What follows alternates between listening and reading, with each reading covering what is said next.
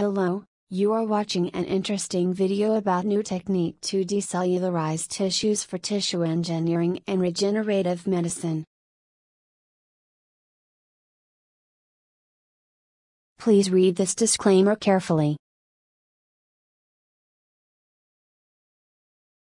It is not every day you happen to stumble serendipitously upon a potential answer to one of regenerative medicine's most significant obstacles: how to generate cellular scaffolding for tissue engineering. But that is exactly what researchers at the University of Washington have inadvertently discovered. The new technique could be used to decellularize tissues for tissue engineering and regenerative medicine. Regenerative medicine is a game-changing area of medicine with the potential to heal damaged tissues and organs, offering solutions and hope for people who have conditions that are currently beyond repair. However, in order to use stem cells to generate new tissue or organs, there needs to be a support network to function as a structural shell. Strategies in the field of tissue engineering and regenerative medicine often employ 3D scaffolds to mimic the natural extracellular matrix. This matrix is used as a structural template that supports cell adhesion, migration, differentiation and proliferation, and provides guidance for neotissue formation. The University of Washington team encountered the new technique to fashion a natural cellular scaffold for regenerative medicine while testing a method to eliminate cancerous tumors. The researchers were studying boiling histotripsy, a technique that uses millisecond-long bursts of high-intensity ultrasound waves to break apart tissue, as a mode to liquefy cancer tumors with ultrasound waves.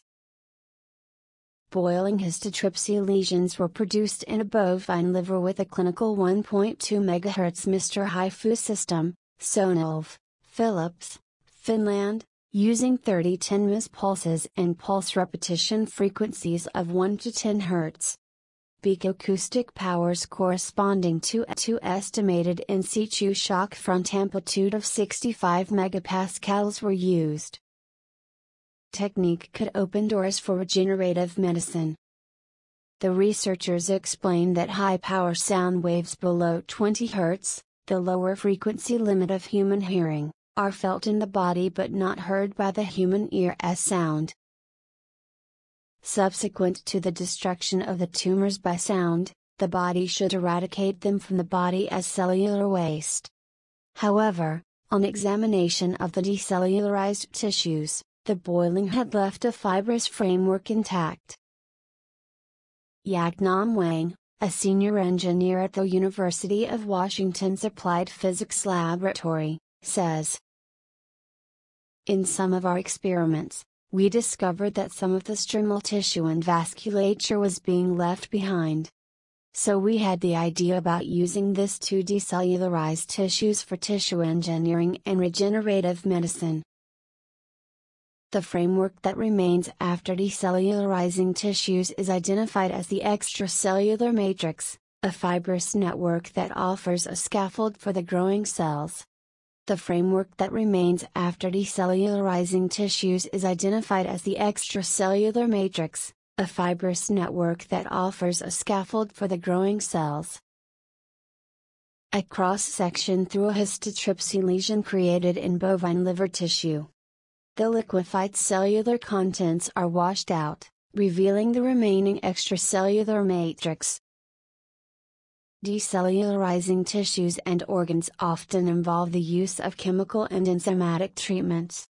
This method takes multiple days and can cause damage to tissues and fibers. Histotripsy, on the other hand, exercises fast decellularization of tissue with minimal damage to the matrix. In tissue engineering, one of the holy grails is to develop biomimetic structure so that you can replace tissues with native tissue, Wang explains. Stripping away cells from already developed tissue could provide a good candidate for these structures since the extracellular matrix already acts as the cellular framework for tissue systems, he adds. Due to the bare skeleton-like composition of the matrix, only a weak immune response is induced from the host. Theoretically, the matrix could be nourished with stem cells from the person to effectively regrow an organ. The other thought is that maybe you could just implant the extracellular matrix and then the body itself would self-seed the tissues, if it's just a small patch of tissue that you're replacing, Wang theorizes. You won't have any immune issues, and because you have this biomimetic scaffold that's closer to the native tissue, healing would be better, and the body would recognize it as normal tissue.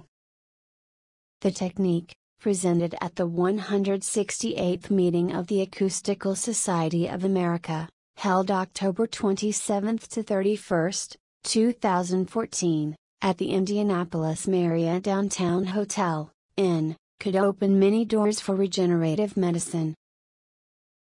Wang's current investigations revolve around decellularization of kidney and liver tissue from large animals. Future work for the team involves increasing the size of the decellularized tissues and assessing their in vivo regenerative efficacy. We recently reported that scientists reset human stem cells, in what was called a significant milestone in medicine.